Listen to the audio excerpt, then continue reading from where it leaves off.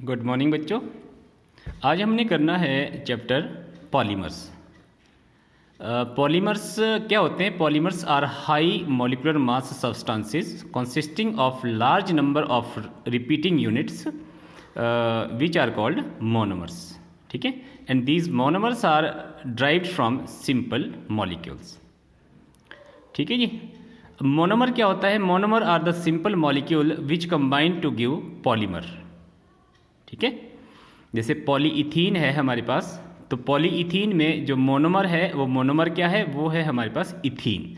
Ethene के n number of molecules हमारे आपस में पॉलीमराइजेशन रिएक्शन करते हैं और फिर हमारे को देते हैं पॉलीइथीन।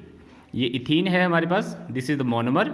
इसका पॉलीमराइजेशन हमने किया, n number of molecules of ethene हमने लिए, तो हमारे पास बन गया पॉलीइथीन।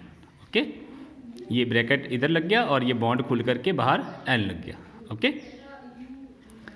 अब हम देखते हैं क्लासिफिकेशन ऑफ पॉलीमर्स। तो पॉलीमर्स को कैसे हम क्लासीफाई कर सकते हैं? हमारे पास अलग अलग मोड ऑफ क्लासिफिकेशन इसके हैं। जैसे पहला है classification based upon the source of availability, कि हमारे को कहाँ से पॉलीमर मिलता है, उसके अकॉर्डिंगली हम पॉलीमर को 3 तरह से क्लासीफाई कर सकते हैं। पहला होता है नेचुरल पॉलीमर, दूसरा होता है सिंथेटिक पॉलीमर और तीसरा होता है सेमी सिंथेटिक पॉलीमर। ओके, तो सबसे पहले हम आते हैं नेचुरल पॉलीमर पे। नेचुरल पॉलीमर क्या होता है? The polymer which is obtained from plants and animal is called natural polymer. जो हमारे को प्लांट्स या एनिमल से मिलेगा उस पॉलीमर को हम बोलते हैं नेचुरल पॉलीमर, जैसे रबड़, स्टार्च, सेलुलोज, प्रोटीन या न्यूक्लिक एसिड। ओके, दूसरा होता है हमारे पास सिंथेटिक पॉलीमर। सिंथेटिक पॉलीमर क्या होता है? The polymer which are prepared or obtained in laboratory are called synthetic polymer. जिसको हम लेबोरेटरी में प्रिपेयर करते हैं, जो नेचर में नहीं मिलता है, उसको हम बोलते हैं सिंथेटिक पॉलीमर। सिंथेसाइज इसको किया जाता है, जैसे पीवीसी मतलब पॉलीविनाइल क्लोराइड या नाइलॉन 66 या नाइलॉन 6 या पॉलीथीन जो हम लार्ज स्केल पे यूज करते हैं, ये हमारे सिंथेटिक पॉलीमर्स होते हैं। ठीक है, और तीसरा हमारे पास आता है semi synthetic polymer. Semi synthetic polymer क्या होता है? The polymer which are obtained from the naturally occurring polymers by some chemical modification. जो मिलता तो हमारे को नेचर से ही है, प्लांट्स या एनिमल से है, लेकिन हम उसमें हल्की फुल्की केमिकल मॉडिफिकेशन करते हैं, उसको हम बोलते हैं सेमी सिंथेटिक पॉलीमर।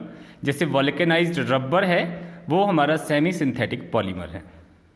ठीक है जी। दूसरा क्लासिफिकेशन हमारा है classification based on the structure. Structure के अकॉर्डिंग, स्ट्रक्चर कैसा है हमारे पॉलीमर का, तो स्ट्रक्चर को अगर हम स्टडी करें तो हमारे पास पॉलीमर 3 तरह के होते हैं: linear chain, branched chain and cross linked.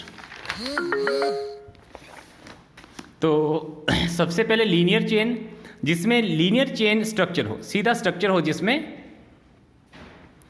उसको हम बोलते हैं लीनियर चेन। ब्रांच्ड चेन किस में हो? जिसमें लीनियर चेन हो और साथ साथ में थोड़ी बहुत ब्रांचेज हो, ये ऊपर नीचे ब्रांचेज है, तो इसको हम बोलते हैं ब्रांच्ड चेन पॉलीमर।